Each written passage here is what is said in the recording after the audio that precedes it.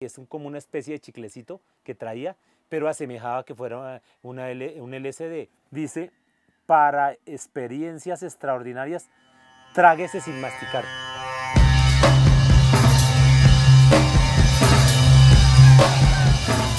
Los discos de acetato de vinilo hacen parte de un formato de reproducción de sonido basado en la grabación mecánica analógica. El tipo más popular es el LP, el cual funciona en tornamesas que giren a 33,5 revoluciones por minuto y que en su totalidad es capaz de grabar hasta 50 minutos de audio. Sin embargo, este tipo de disco significó todo el siglo XX y varias generaciones quedaron marcadas por los sonidos que se produjeron bajo este formato. De este modo, un grupo de estudiantes empezó a seguir las huellas de lo que ha sido el LP en Bogotá y el mundo. Su historia, la mística que le rodea, su muerte y resurrección. Coleccionistas de música, periodistas culturales y vendedores de discos fueron consultados para rememorar un objeto que ha sido el causante de los sentimientos de varios y ha acompañado a millones de personas en los momentos más relevantes de sus vidas. Realmente hay que hablar de diferencia entre acetatos y vinilos, o de acetatos y poliestirenos, porque realmente los discos de vinilo están hechos de un plástico que se llama poliestireno. Pero originalmente eran acetatos y eran discos que eran unas láminas de aluminio recubiertas con un acetato que es un subproducto del petróleo bastante blandito, en el cual se cortaban literalmente los surcos que producían los sonidos. Después, hacia finales de los años 40, empiezan a desarrollar el sistema de usar plásticos para fabricar los discos, lo cual obligaba a que se cambiara todo el sistema de prensaje, y lo que se hacía era que primero se hacía lo que se llamaba un stamper, en donde se hacía un negativo de un corte que se había hecho en un acetato, y con esa placa de aluminio se llevaba a unas prensas en donde con calor y presión y se echaba una cucharadita, una medida de vinilo o de poliestireno, y dentro de eso se metía entonces las planchas que llegaban y prensaban los discos, se recortaban lo que sobraba, el retal del borde, se dejaba enfriar y fuímonos. Con ese acetato de vinilo se han prensado discos en múltiples formatos y múltiples velocidades. El primer disco giraba a 78 revoluciones por minuto. Eran unos discos de pasta, pesados, fácilmente rompibles, pero esa misma tecnología va avanzando y pasamos del disco de 78 revoluciones al disco de 45 revoluciones por minuto y al de 33 un tercio. Y el de 33 un tercio es el que te permitía mayor capacidad de música.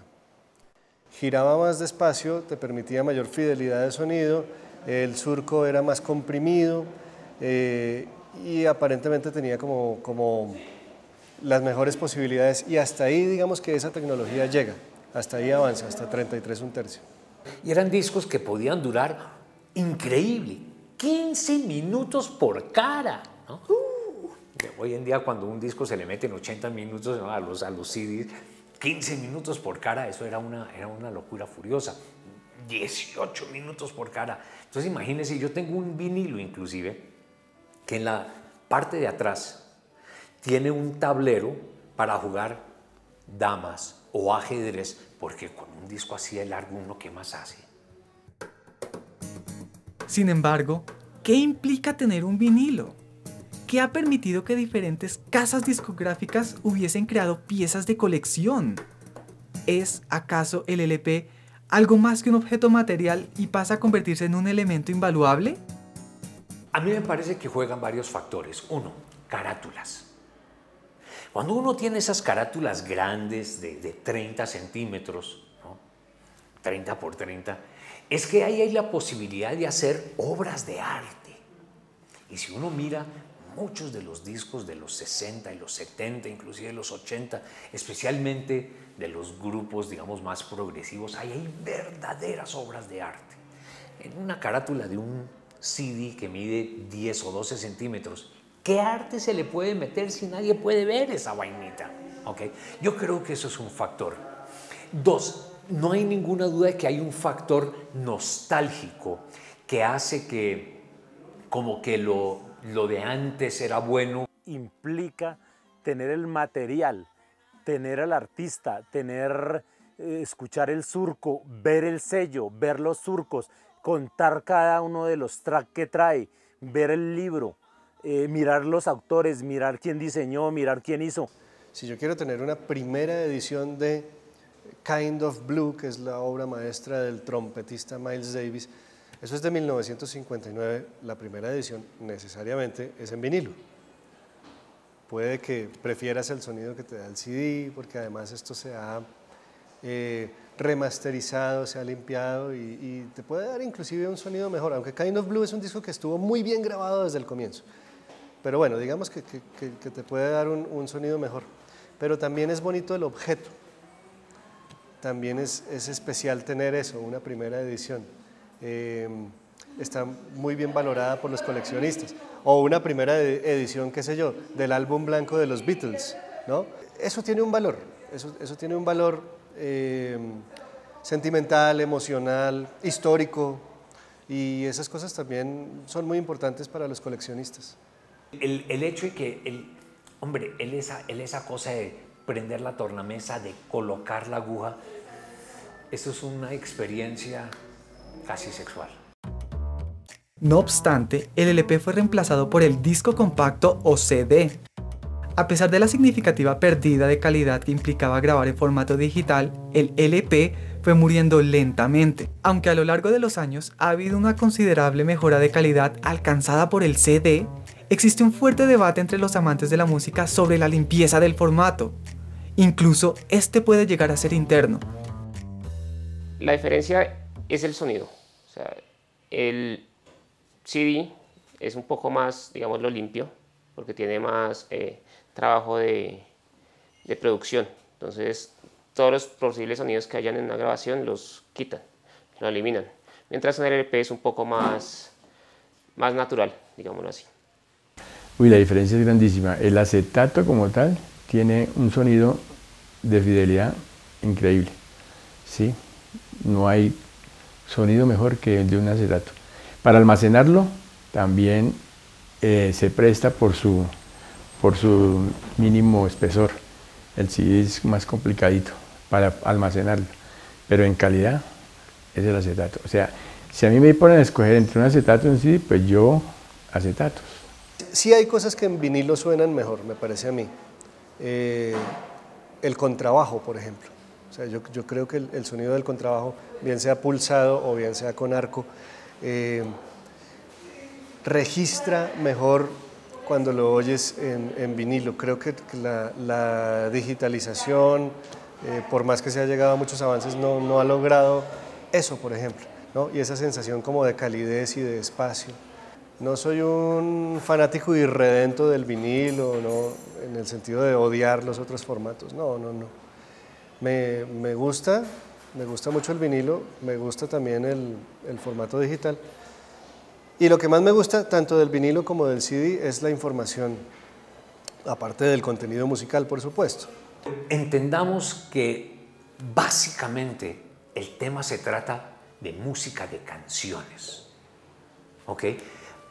El formato en el cual se escuchan, pues podemos filosofar de aquí hasta mañana por la mañana sobre el tema, ¿cierto?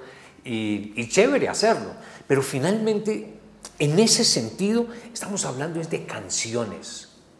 Y da lo mismo, aunque habrá alguno que otro purista que dice que no, es lo mismo escucharlo en el computador que en el iPod, que en un CD, que en un vinilo, que en un 45, que en un cassette, ¿cierto? La experiencia de escuchar no varía mucho. Desde 1990 en Estados Unidos, la venta de CDs fue aumentando hasta 1999. Después de ese año comenzó a decaer hasta 2007, en donde se perdió casi un 48%. La diferencia llegó a ser de $14.208 millones a 7.458. A pesar de todo lo que ha sucedido con los vinilos, países como Estados Unidos, Alemania y Japón han vuelto a prensar discos para saciar una creciente demanda, desde 1993 hasta el 2013, teniendo en cuenta que en el 93 empezó con 200.000 discos aproximadamente. Después, surgió un aumento progresivo hasta el 2013, llegando a 6 millones de discos aproximadamente. ¿A qué se debe esto? Mucha gente que compra ahorita es joven, entonces quiere conocer un poco lo que hacían sus padres, ¿sí? Cómo era que ellos conseguían la música, cómo la escuchaban. Y también mucha gente ya está en cierta forma cansada de estar bajando música, de solamente tener música en el computador, más no tener algo físico, algo como para mostrar, para tocar.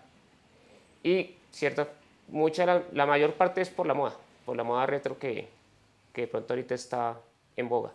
Sí, hay algo que me suscita como una reflexión ahí.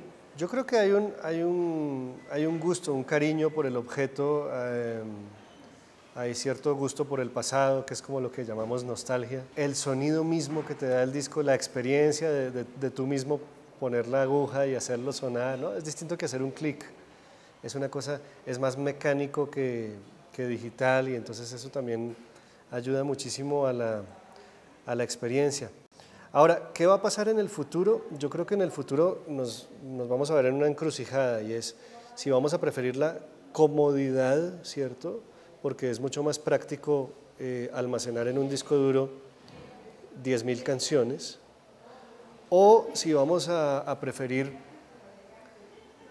la calidad, ¿sí? Hasta ahora no se han inventado un formato comprimido que te dé la misma fidelidad que te daban los formatos físicos de vinilo, ¿no?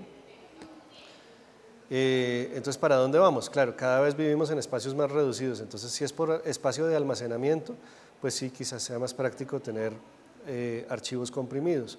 Pero si nos vamos por la calidad de sonido, pues el formato de vinilo o inclusive el mismo CD son preferibles. Y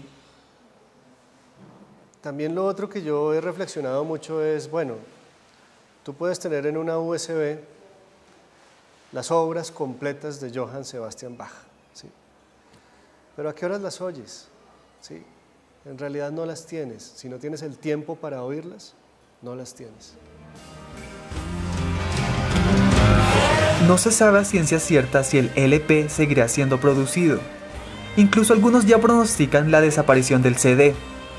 Lo que sí es seguro es que el mundo de los LP seguirá una transición hacia coleccionistas y amantes de la música, además de curiosos que busquen adentrarse en este maravilloso mundo en donde el arte se expresa en todas sus formas. De seguro, la magia que surge del contacto entre diamante plástico tendrá espacio en los corazones de varias personas. Es un viaje que tú comienzas y no sabes si ya de pronto termina con tu muerte, pero no más. Seguirás tú toda la vida coleccionando. El LP me ha acompañado en momentos muy de dolor, separaciones, muertes de mi madre, muertes de seres queridos, pero siempre ha estado ahí y siempre ha marcado. El LP, la canción, la forma de ser del disco sonó en el momento, te pasó algo bueno, te pasó algo malo y te transportará siempre a ese momento. El sabio e inteligente coleccionista nunca se separó de su colección, porque sabía que él estaba apostando. Hoy en día es una persona que, si usted va y mira su colección, usted tiene que decirle lo siguiente: lo admiro, qué bonita colección, usted es una persona que conoce y sabe el tema. Para mí esto es amor, esto es pasión, esto es entrega, ¿sí? Esto es sentimiento, esto es algo que es difícil de dejar. A veces uno hace como, voy a hacer un pare en el camino, ¿sí? Pero el amor a la colección de la música lo lleva a que no puede acabar con ese gusto. A mí hay personas que me dicen, oiga, pero usted le entiende algo lo que está hablando en inglés, ese no le entiendo ni papa, pero me gusta. Ah, pero en francés me encanta, ¿sí? En español, en lo que sea, me encanta la música. Entonces es muy difícil que uno pueda dejar esa pasiva, y eso sigue hasta el día que el Señor lo llame a uno a cuentas.